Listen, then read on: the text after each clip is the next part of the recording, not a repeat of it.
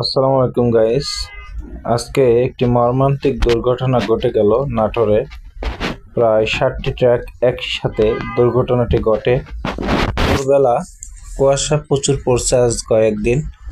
কুয়াশার ভিতরে হয়তো তারা সবাই স্পিডে ছিল আর কি, মোটামুটি রানিংয়ে ছিল, সবাই লোড গাড়ি ছিল, যার কারণে ঘটনাটি ঘটে। সামনের গাড়িটি যখন অ্যাক্সিডেন্ট হয়, পিছনের গাড়িগুলো কন্ট্রোল না করতে পেরে তাদেরও অ্যাক্সিডেন্ট হয়ে যায়।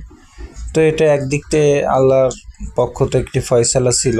দ্বিতীয়ত, কুয়াশার ভিতরে এরকম দুর্ঘটনা সাধারণত ঘটে থাকে। সবাইকে সাবধানতা অবলম্বন করুন, সবাই সাবধানতা অবলম্বন করুন। দেখুন কত বড় মর্মান্তিক একটি ঘটনা। একটি ট্রাক নিচে পড়ে আছে, বাকিগুলো উপরে পড়ে আছে। যশোর ঝিনেদার একটি ছেলে মারা গিয়েছে, আমার অনেকটা পরিচিত।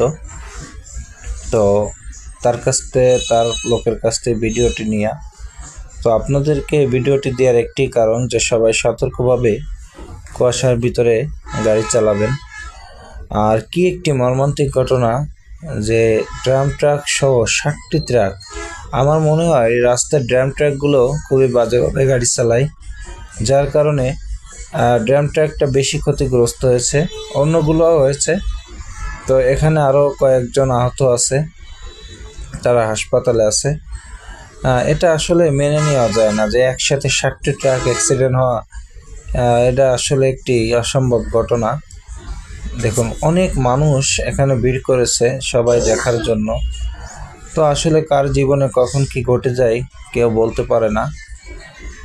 সবাইকে সতর্কতা অবলম্বন করার তৌফিক দান করুক আল্লাহ, আর সবাইকে বিপদ আপদের থেকে হেফাজত করুক।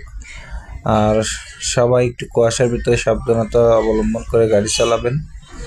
আর কুয়াশা আসলে এত কুয়াশা পড়ে নাটোরের ওইদিকে, বিশেষ করে প্রচুর কুয়াশা পড়ে।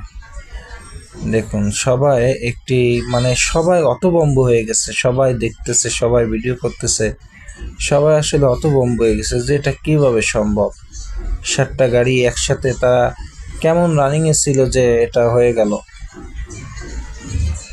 তো আমি এটা দেখার পরে আমি নিজেই খুব কৌতূহল যে আসলে এইগুলো দেখলে আর রাস্তায় উঠতে মন চায় না, মন চায় যে আর গাড়িগুড়ায় উঠবো না, করবো না। আসলে এগুলো না করে ভাবি যে না, কপালে যদি থাকে হবে।